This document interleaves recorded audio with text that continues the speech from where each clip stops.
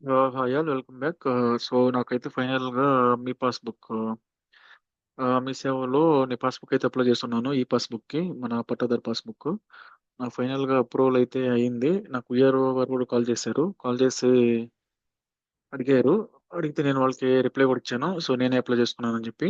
అది మ్యూట్యుయేషన్ ద్వారా ఆటో ప్రాసెస్‌లో అప్రూవ్ అయిపోయింది. సో, వీఆర్ఓ గారు జస్ట్ కన్ఫర్మేషన్ కోసం కాల్ చేశారు.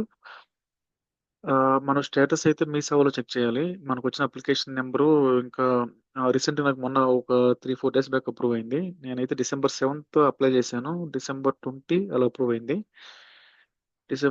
నియర్లీ 2 వీక్స్ పట్టింది అప్రూవ్ అవ్వటానికి. సో, నా అప్లికేషన్ నంబర్ వచ్చేసరికి ఆర్‌పిపి 011250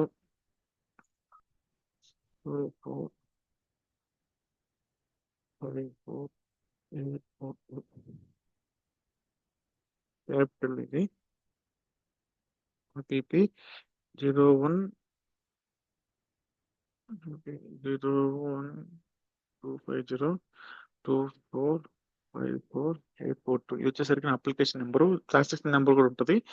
మనకి మీ సేవలో మనకు అప్లై చేసిన తర్వాత 2 నంబర్స్ వస్తాయి. ఒకటి application number, transaction number. Transaction number మనం మనీ కట్టిన దానికి. సో, ఇక్కడ అప్లికేషన్ స్టేటస్ అప్లికేషన్ నెంబర్ ఇవ్వాలి. సెర్చ్ అని ఇచ్చిన తర్వాత ఒక క్యాప్చా కోడ్ అడిగిద్ది. ఎంటర్ చేయాలి దాన్ని. 863 సబ్మిట్ అయిన తర్వాత ఇక్కడ కనిపిస్తుంది. So, approved. Status approved. నేను ఓకే. డిసెంబర్ ఫస్టే అప్లై చేశా. డిసెంబర్ ఫస్ట్ అప్లై చేస్తే నాకు డిసెంబర్ 20 అప్రూవ్ డేట్ 18థ్ అప్రూవ్ చేశారు. సో, 18 డేస్ పట్టింది. నియర్లీ 17 డేస్ పట్టింది. బట్ ఎస్ఎల్ఏ ఇచ్చింది 7 డేసే. ఎస్ఎల్ఏ అంటే service level agreement. So, 7 days లోపల అప్రూవ్ చేయాలి.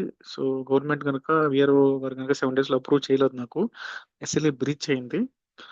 బట్ ఎట్టకేలకు అప్రూవ్ చేశారు 7 డేస్ తర్వాత. ఇక్కడ ప్రింటింగ్ అని పడింది. Print date not applicable but approved స్టేటస్‌లో ఉంది. ప్రింటెడ్ బై ఇంకా డీటెయిల్స్ రాలేదు. ఫైనల్‌గా అయితే అప్రూవ్ అయింది.